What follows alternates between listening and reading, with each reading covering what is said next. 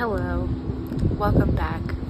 I'm just gonna keep these videos rolling because I feel like there's so much information that I can share, and it's very truthful, research-backed information, right? It's coming from a very logical, thought-out process. So my next video, based off of the last video, if you did not watch my last video, I would probably go take a look at that. That was basically called spiritual warfare. So the main question of this video is going to be who really is King James?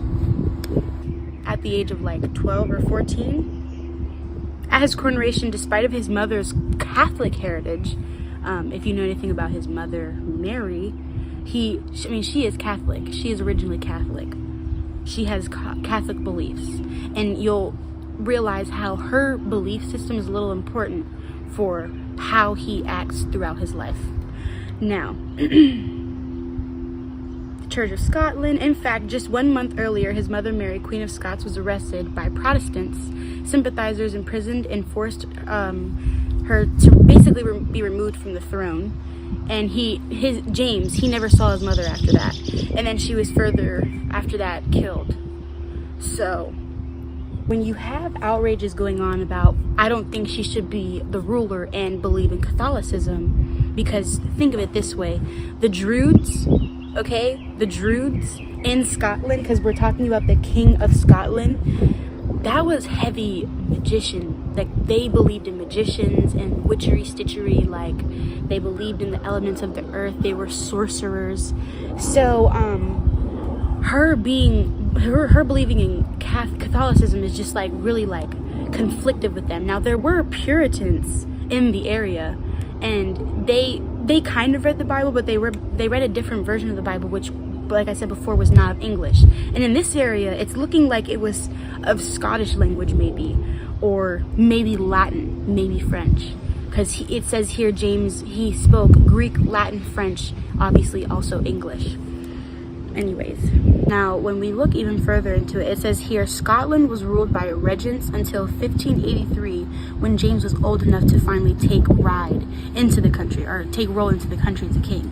And obviously those regents had some sort of ties to his mother being a Catholic believer. You have to understand, when you're in those settings, you have people around you that will protect you and try to make your last wishes or your last manifestation still come through, because that's what they felt was right. That's what they wanted to believe in. Hence why in America, when a president, comes into the position, they try to vote the better judges into the judiciary system, so that way when they leave, because those motherfuckers were there for life, they will still kind of act on their mentality.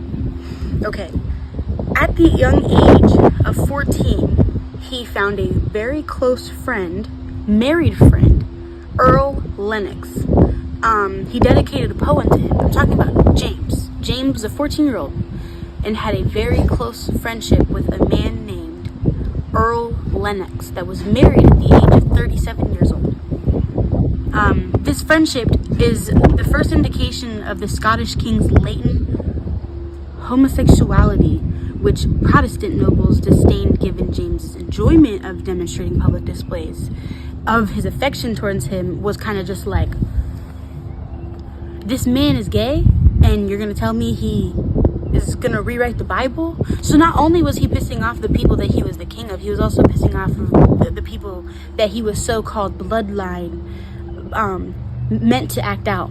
Okay, Catholicism, they don't really do that. Okay, like, we all know what's going on here. Catholicism is like real sturdy with that shit. Okay, so then further on, he grows up, and he's king, and he ends up believing that there are witches in a coven that are going to try and kill him by casting a spell, by tying a cat to a dead man's body with a kitchen hook and throwing it into the sea. That's what he thought.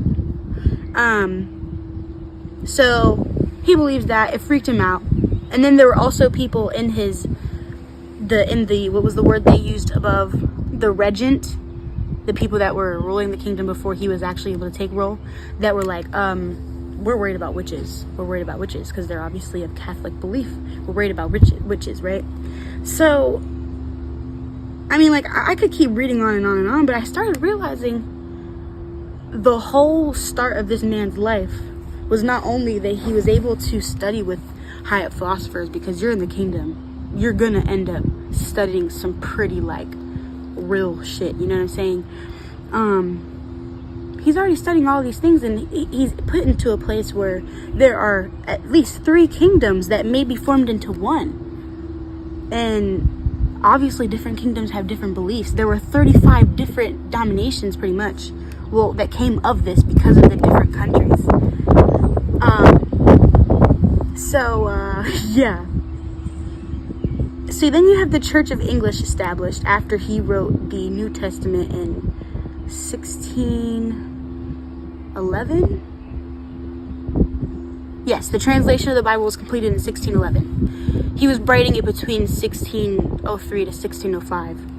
And then his people finally helped him completely translate it to 1611. But what I want to focus on is he didn't just do the translation of the Bible. And also, let's look at the reasoning behind why he translated the Bible to that. Let me go down here. It says here, with Scotland leaning heavily towards more Puritan and Calvinist ideals, James wanted a new Bible that steered away from Geneva's Calvinistic leanings, because that's pretty much the Bible that they were reading at the time in that area. In the Geneva Bible, James found many of the study notes in the Geneva Bible to be distasteful and undermine ideals of monarchy and the divine right of kings.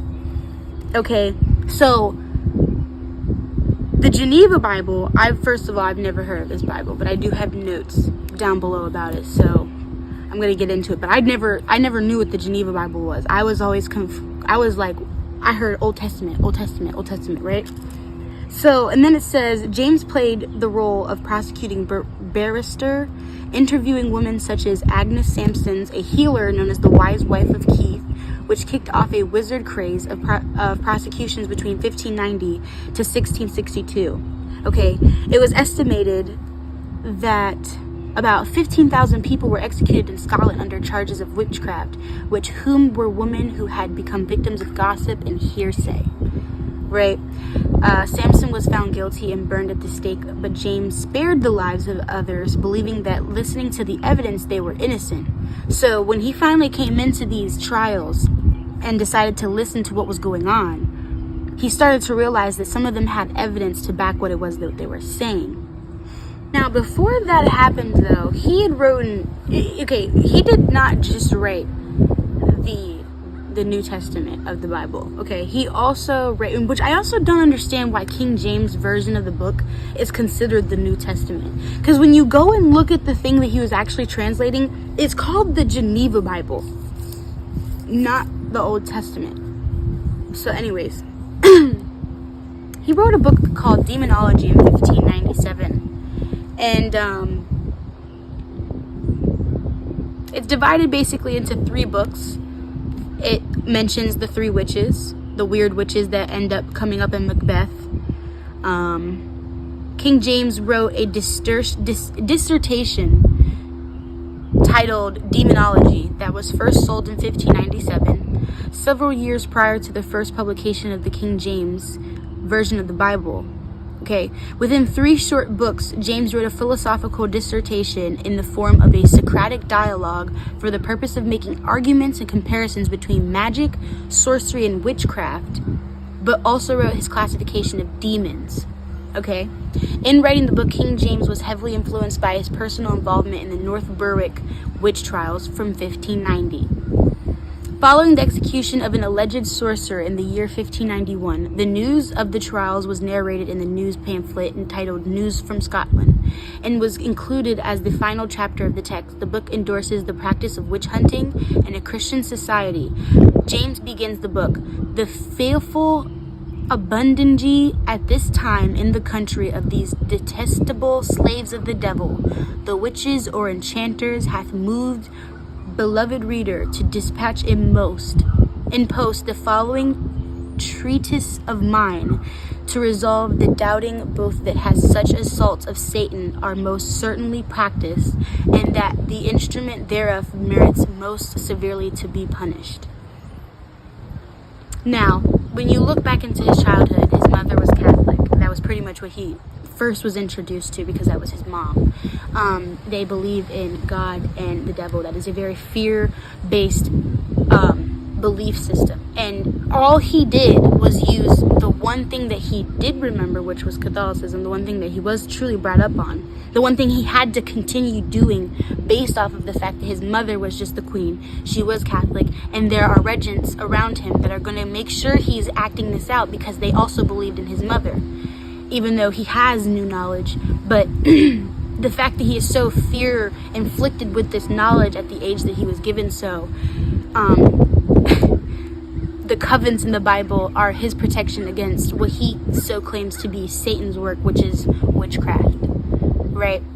He's basically just, anyways, I'm going to get into the books because there's 3 of them. Just like how the book of Enoch is a grammatical error, the book of Enoch is comprised of 5 books. So the argument of the first book is the following topics regarding the description of magic.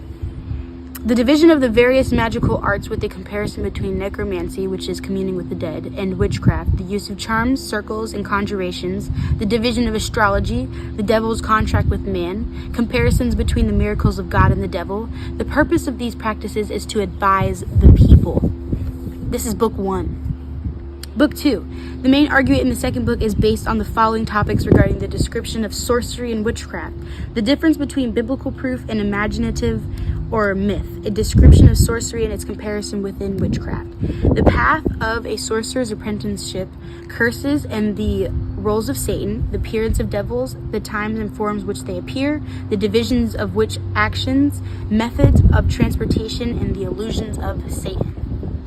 That was book 2. Those are pretty much like all of the main topics. And then the third book is the conclusion of the whole dialogue.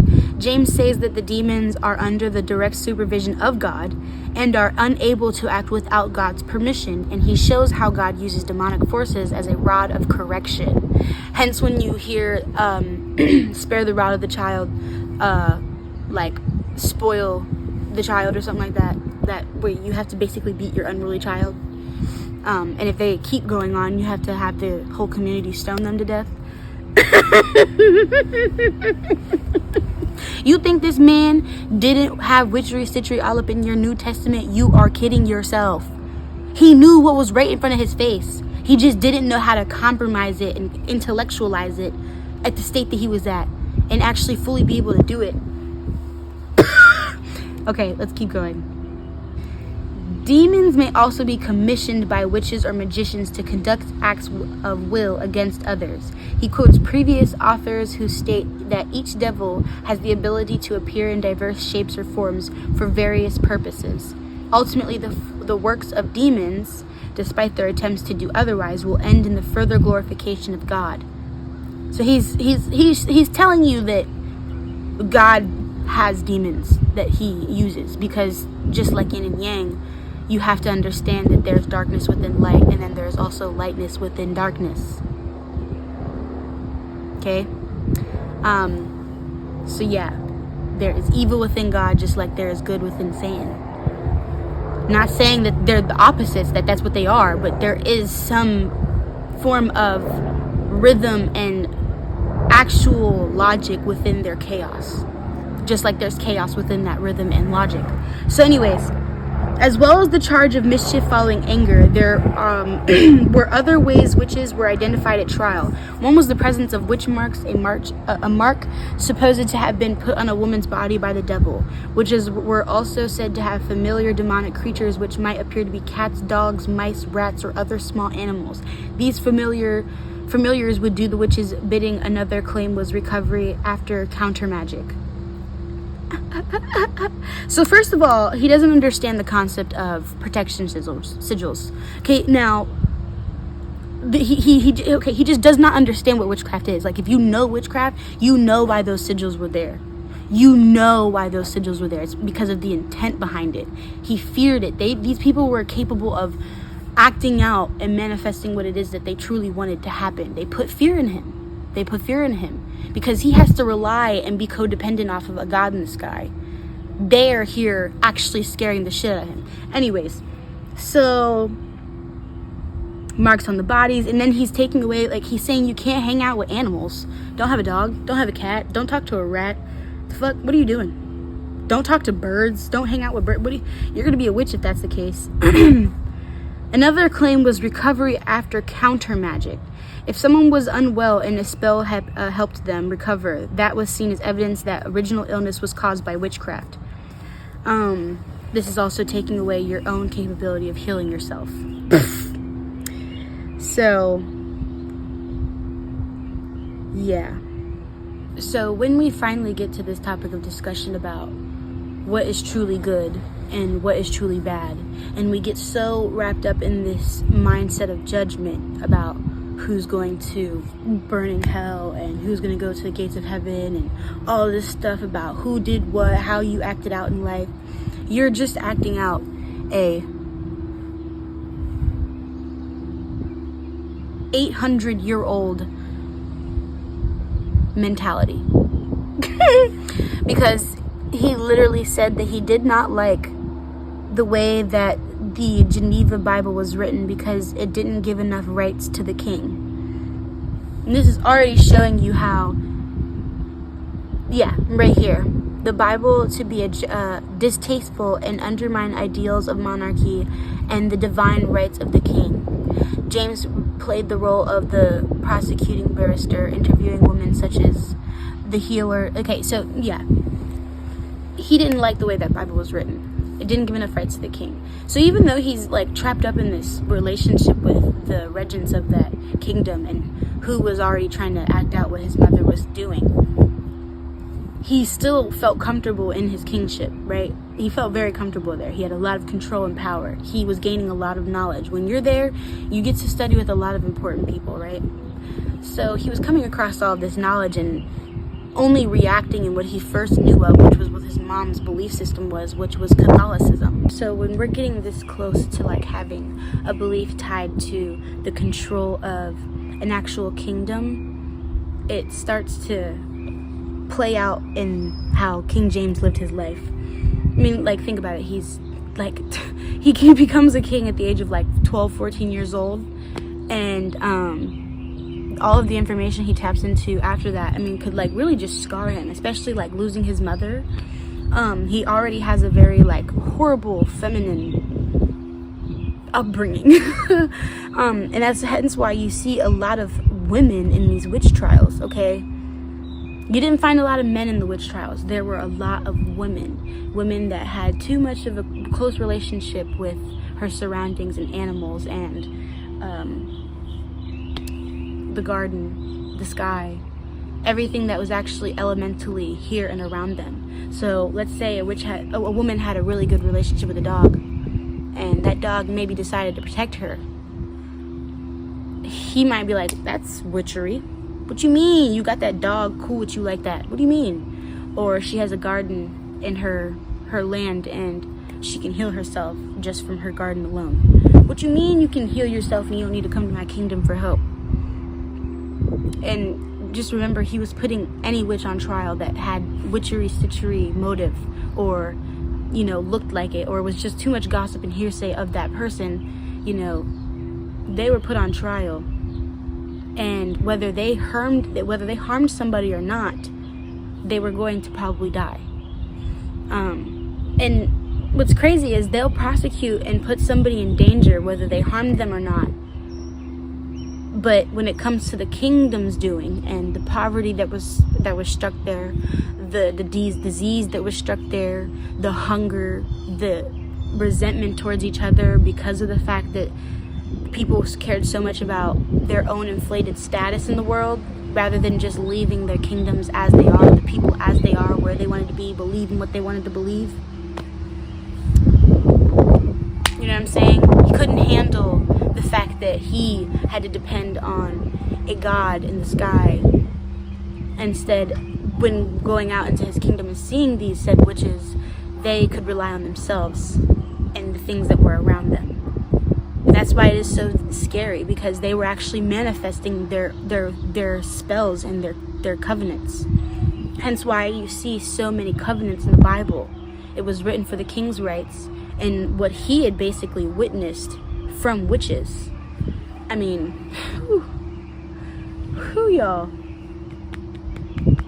I really, really hope this video was informative based off of who King James was and pretty much why he decided to even write the Bible, translate it, what sort of information he was exposed to in the general area of him doing this translation, what other text that he wrote besides the King James Version, which I don't even understand why the King James Version is considered the New Testament.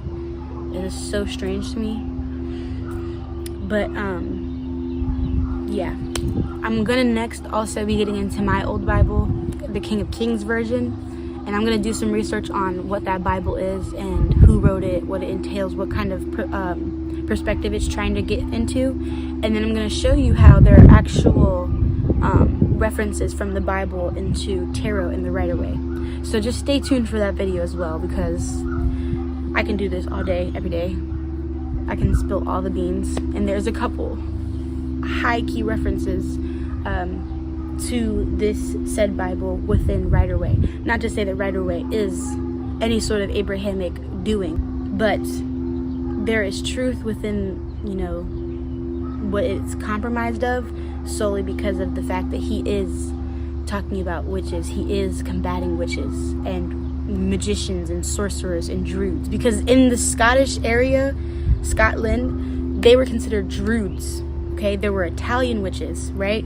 There are still to this day Italian witches. It's amazing that we even have access to this information, because a lot of those people were killed off at his hands because of his fear-like mindset.